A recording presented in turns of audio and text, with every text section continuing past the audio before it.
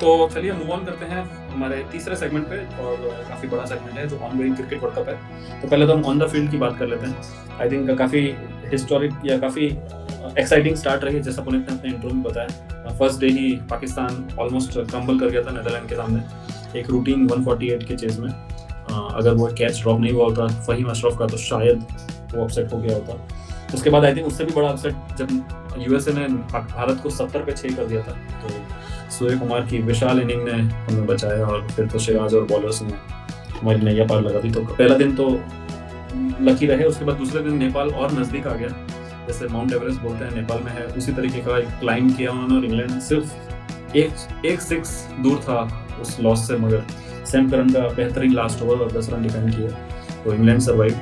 उसके अलावा श्रीलंका ने आयरलैंड को सर्वाइव किया, जहाँ पर आयरलैंड ने आई थिंक 7 या 8 कैचेस ड्रॉप किए। और उसके अलावा मुझे लगता है न्यूजीलैंड ने काफ़ी ब्रेव चेस करते हुए अफगानिस्तान को चेन्नई में टर्निंग ट्रैक पे हराया, तो it's heads off to New Zealand. और अभी हम जब बात कर रहे हैं तब आई थिंक अफ्रीका ने भी अपनी स्टार्ट कन्विंसिंग विन से की है, जिम्बाब्वे ने भी की है, और न्यूजीलैंड तो अपना दूसरा मैच भी जीत गया। तो आई थिंक यस, तो ग्रुप डी जो लोग ग्रुप ऑफ डेथ बोल रहे थे वो शायद कल ही खत्म हो जाएगा अगर अफगानिस्तान अफ्रीका से आ जाएगा। मगर जो ग्रुप सी को लोग थोड़ा सा इजी समझ रहे थे, मगर आई थिंक जैसा तुमने और जैसा हमारे विचार बता रहा था, आई थिंक वो इतना इजी ग्रुप नहीं है। और नेपाल के परफॉर्मेंस से आई थिंक बाकी सभी टीमें काफ़ी चौकन्नी हो गई होंगी। तो ग्रुप सी हमारे लिए ग्रुप ऑफ डेथ जो हम बोलते आ रहे हैं वो रहेगा। तो आपका कैसा कहना है इस वर्ल्ड कप के बारे में? कैसे रहे मैचेस? कौन सा मैच आपको काफ़ी यादगार रहा? कौन सा अपसेट जो आपके लिए काफ़ी निराशाजनक रहा कि वो लाइन पे क्रॉस हो गया होता?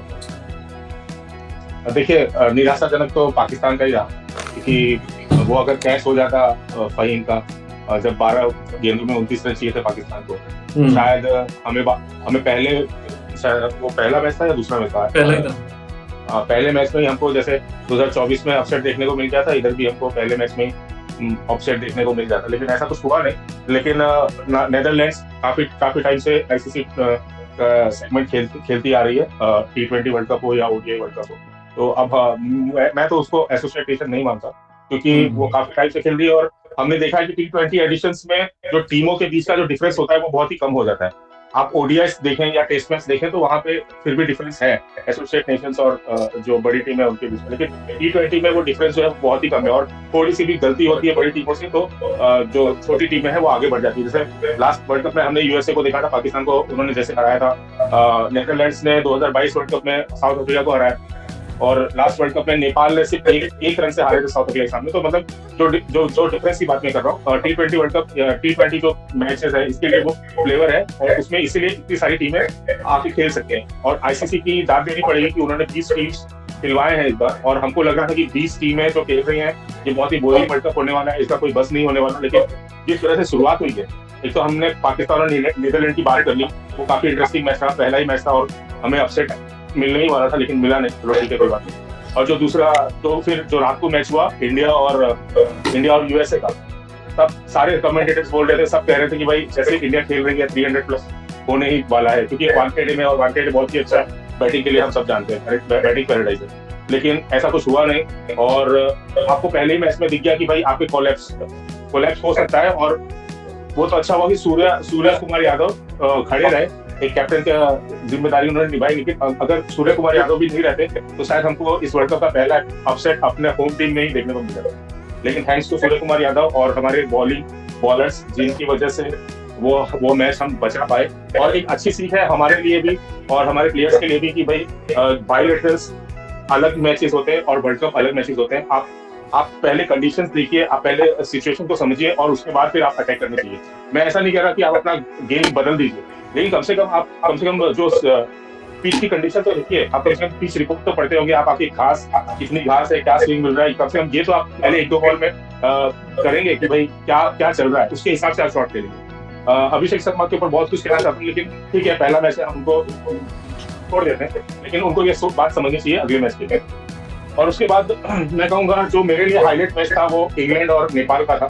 क्योंकि हमने जैसे पहले ही बात की थी कि भाई जैसे सब कह रहे हैं कि उस ग्रुप में इंग्लैंड इज द फेवरेट, लेकिन मुझे नहीं लगता कि इंग्लैंड इज द फेवरेट। तो वो चीज आपको पहले ही मैच में दिखी। और जैसे हमने देखा वानखेड़े अक्सर तो वो ब्लू से ही इंडिया के ब्लू के कलर से रहता है, रंगारंग रहता है, लेकिन उस दिन वो नेपाल सपोर्टर से 80% नेपाल सपोर्टर थे उधर। और जो मतलब वो सपोर्ट देखने को मिला और जो वो पिक्चर देखने को मिले, पूरा गूज़बम्प मोमेंट था वो। और अगर मान लीजिए अगर सैम करन ने उतनी अच्छी बॉलिंग नहीं की होती लास्ट ओवर में, तो फिर तो मजा ही आ जाता। फिर नेपाल तक कहने क्या थे।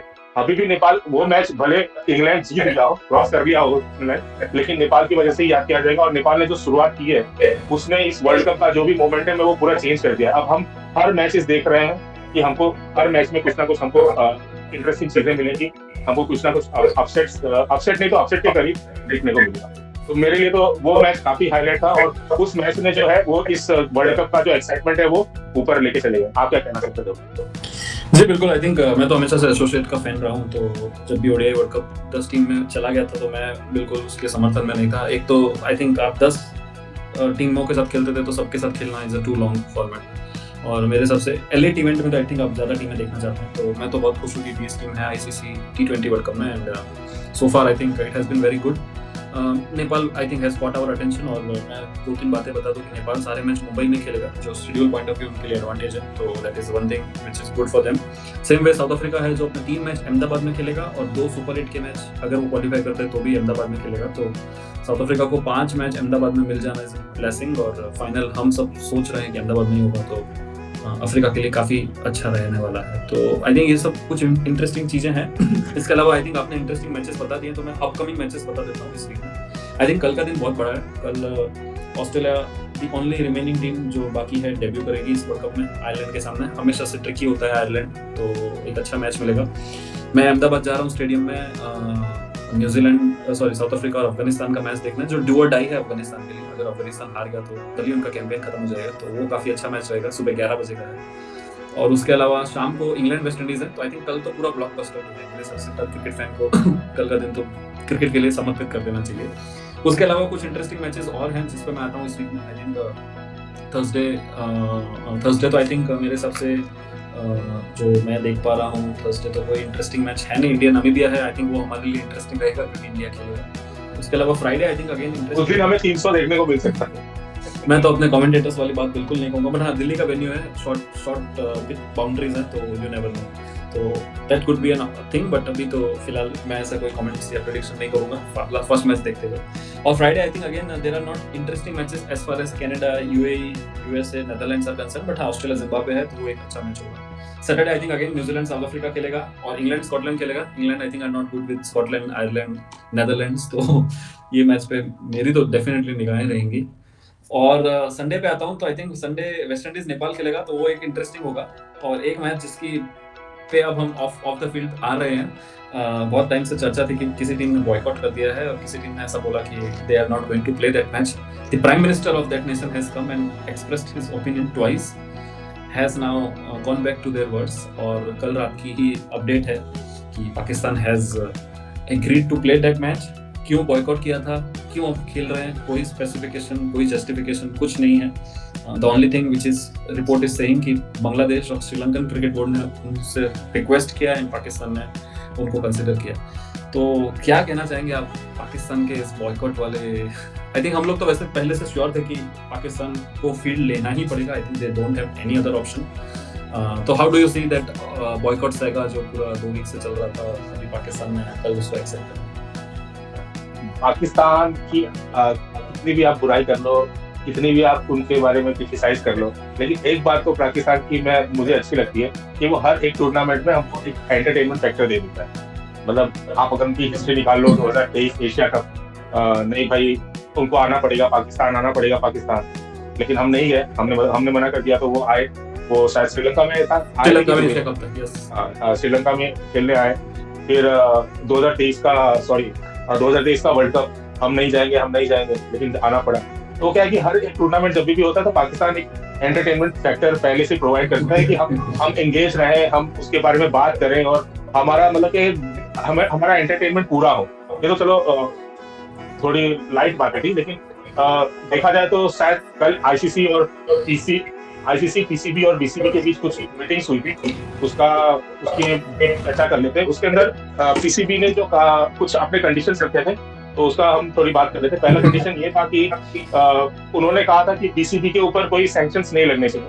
तो आईसीसी ने तो पहले बोल दिया कि भाई उनके दिमाग में ऐसा कुछ था नहीं, और बीसीबी के ऊपर वो कोई सैंक्शंस लगाने वाले नहीं है, कोई फाइनेंशियल कुछ इम्प्लीकेशंस नहीं लगने वाले बांग्लादेश क्रिकेट बोर्ड के ऊपर। तो वो एक पहली एक बात आई। दूसरी एक बात शायद बीसीबी ने कहा या फिर आईसीसी का ही था कि दूसरी एक कंडीशन था कि बांग्लादेश क्रिकेट बोर्ड को 2031 से पहले कोई आईसीसी इवेंट मिलना चाहिए। तो आईसीसी उसके बारे में सोच रही है, उनको एक इवेंट मिलेगा आईसीसी का 2031 से पहले।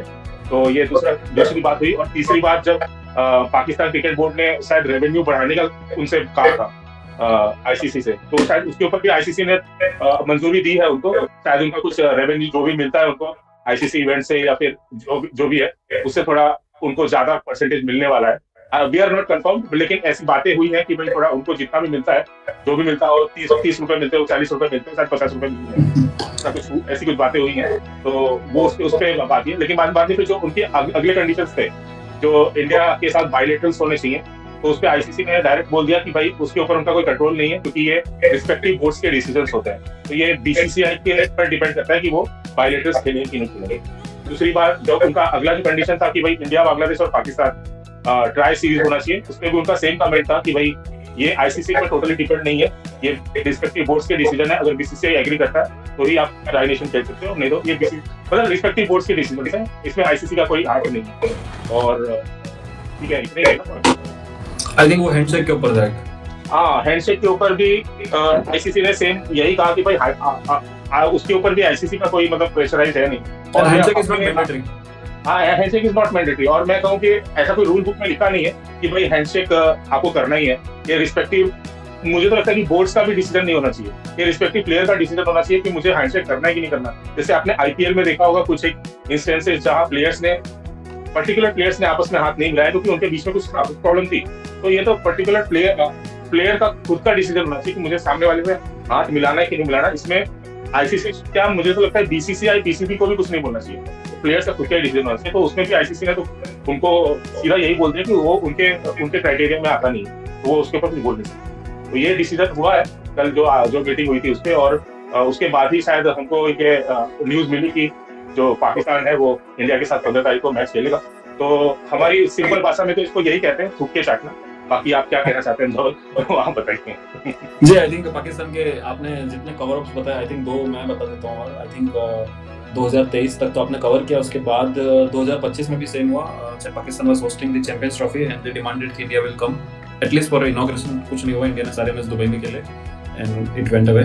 Same with Asia cup, I think Pakistan demanded to remove Andy Pycroft और they threaten to boycott Asia cup. एक मैच भी मुझे याद है पाकिस्तान यूएई जो डिले हुआ था 1 घंटा, but again Pycroft continued and nothing happened. So I think जैसे ही उन्होंने इंडिया का बॉयकॉट बोला था, वी वर वेरी श्योर कि जस्ट ब्लाइंड या blank threat just to give some mileage और थोड़ा बहुत पैसे बटोरने की चाहत है। तो अगर आप किसी की सॉलिडारिटी में खड़े हैं तो फिर अभी क्या ऐसा चेंज हो गया कि आप 10 दिन में अपना पाकिस्तान के PM is always the most respected position in any country, वो अगर अनाउंस कर रहे हैं उसके 10 डेज में आप यू टर्न कर रहे हैं तो नथिंग कैन बी अचीव्ड। सो वही जो आपने कहा कि थूक के चाटने वाली बात है। तो अभी will see how Pakistan performs. I think हम तो श्योर ही थे, सूर्य कुमार ने भी बोला था कि उनकी तो फ्लाइट है ही, वो तो जाने ही वाले हैं कोलंबो। तो यस, तो आई थिंक वो मैच पे तो हम लोग आएंगे और काफ़ी बड़ा मैच होगा, तो उसका तो हम लोग एक स्पेशल प्रीव्यू भी करेंगे। हालांकि ग्रेटेस्ट राइवलरी तो नहीं है सूर्य भाई या बाकी एक्सपर्ट के हिसाब से, मगर ठीक है, एक मज़ा तो आता ही है पाकिस्तान को हराने में, तो ठीक है, इस पर एक अलग से चर्चा तो बनती है। बट हाँ, अभी की बात करूँ तो आई थिंक ब्रॉडकास्टर्स या जो भी पार्टीज इन्वॉल्व थे, I think they all can breathe the sigh of relief, specially for Sri Lankan tourism. I think they were the most worried stake holders, क्योंकि जियो, हॉटस्टार और BCCI with God's grace is still very much doable from their perspective. तो Sri Lankan I think board is very happy with this decision. And जो मैंने कल ही आपसे offline चर्चा में कहा था कि फैंस हैं जो प्लान कर रहे हैं, दे all can now go ahead and continue their booking. So we hope for a great match and again the similar outcome जो होता है वही टचवुड हमारी उम्मीद है। तो I think on that note I want to conclude this World Cup upcoming matches का preview और रिव्यू हम लोग अपने वेबसाइट पे डालते रहेंगे, आप आते रहिए, उसको पढ़ते रहिए, हम उसमें प्रेडिक्शंस भी डालने का ट्राई करेंगे, सो दैट हम क्या सोच रहे हैं, क्या हमारी थिंकिंग है, वो भी आपको पता चलेगी। तो anything from you Sumit before we go to trivia? नहीं, बाकी सारी बातें तो हमने कर ही ली। तो बस खाली एक न्यूज़ था जो हमने अभी क्रिकेट वाले की तरफ से नहीं दिया था। बाकी सारे न्यूज़ पोर्टल पे आ चुका है, तो शायद हम भूल गए क्या हुआ।